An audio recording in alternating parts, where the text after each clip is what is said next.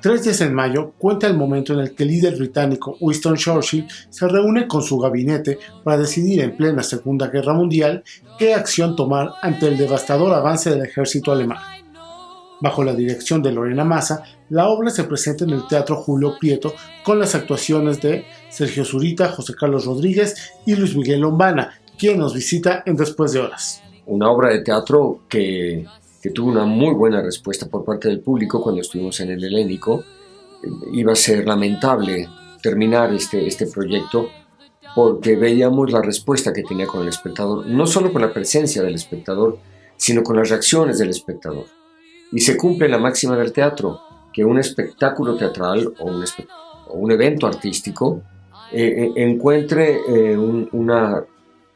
sea un espejo para el espectador de cosas que le inquietan, le preocupan, lo motivan, ¿no? Entonces el discurso de la obra, de una manera inesperada, por todos estos movimientos políticos, tanto en Estados Unidos como en nuestro propio país, adquirió una vigencia que no preveíamos cuando empezamos el proyecto. Entonces yo celebro mucho que 3 días en mayo haya pasado después de la gran temporada del Teatro Helénico y de una gira por la República, que haya continuado y que continúe en el Teatro Julio Prieto.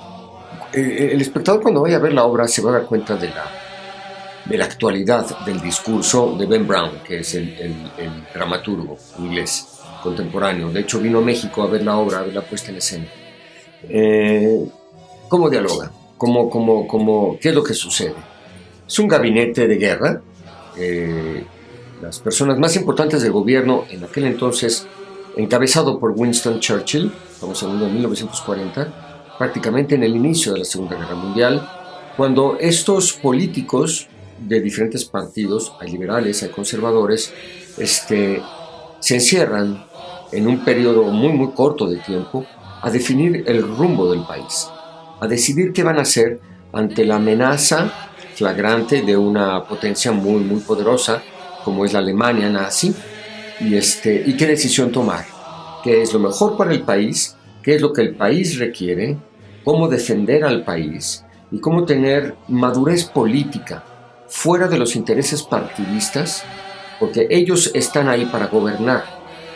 Y como dice una de las frases que le corresponde a mi personaje, debemos pensarlo para evitar que otros tengan que hacerlo. De eso se trata gobernar. Estos políticos se encierran a pensar y tratar de pensar qué es lo correcto para el país, no para el partido, no para sus propios intereses, no para sus familias exclusivamente, no salvar el propio pellejo, sino qué es lo que Inglaterra en este momento requiere. Y de eso se trata la obra, una decisión tomada, ya sabemos todos qué fue lo que pasó, quién ganó la guerra, quién salvó, ¿no?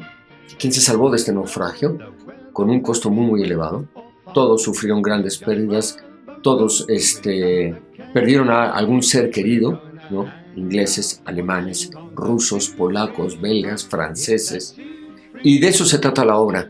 Entonces ver cómo políticos ejerciendo con madurez, con responsabilidad para lo que se les paga, es algo muy fuerte cuando el público mexicano lo corrobora en escena, ¿no? Y nos pone a pensar, ¿no? ¿Qué es lo que está pasando con nuestros políticos? Pero no de ahora. ¿Cómo han venido actuando, procediendo? ¿Qué les interesa a ellos? ¿En qué piensan cuando se encierran en el Senado, en la Cámara de Senadores, en la Cámara de Diputados? ¿Qué están negociando a puerta cerrada? ¿El país o su propio interés? En la obra queda muy claro cuáles son los propósitos, y es muy interesante toda esta disputa política entre liberales, conservadores y con Churchill, que es de una personalidad muy fuerte y avasalladora, ¿no? Como fiel de la balanza. Yo le doy a Neville Chamberlain. Sí, otro primer ministro. Ya hablamos de dos, de Churchill, de Attlee. Anterior a Churchill fue Neville Chamberlain, que le tocó negociar frente a frente con Adolf Hitler, buscando evitar la guerra.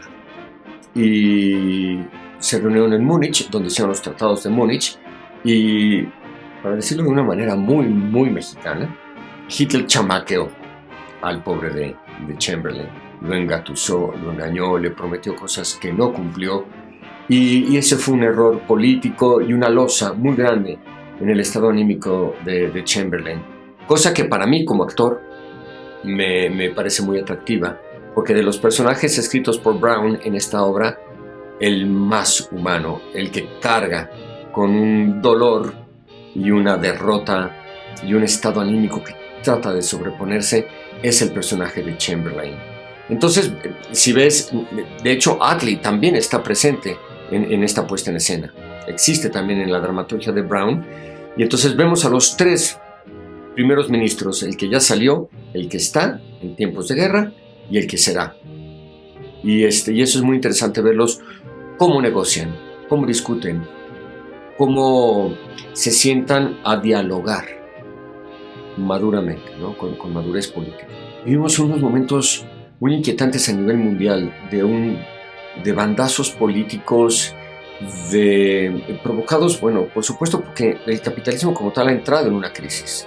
El modelo capitalista de repente encontró que el ser humano estaba viviendo por encima de sus posibilidades y desde hace años hemos estado sufriendo, no solo México, todo el mundo, serios problemas de restricciones económicas y se tienen que encontrar nuevos modelos para gestionarlo.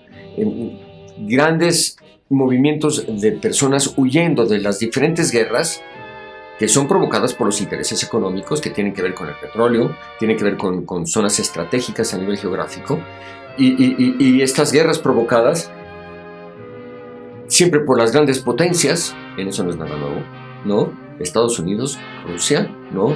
En este ajedrez geopolítico provocan estos grandes movimientos de personas que buscan desesperadamente huir de la guerra y llegar a Europa, y eso desestabiliza y eso provoca una vez más un estado de desequilibrio en las sociedades, y entonces los ciudadanos de cada país empiezan a echarle la culpa al inmigrante, ¿no? Al refugiado político, como si su economía se fuera a desestabilizar por la llegada de todos estos refugiados, ¿no?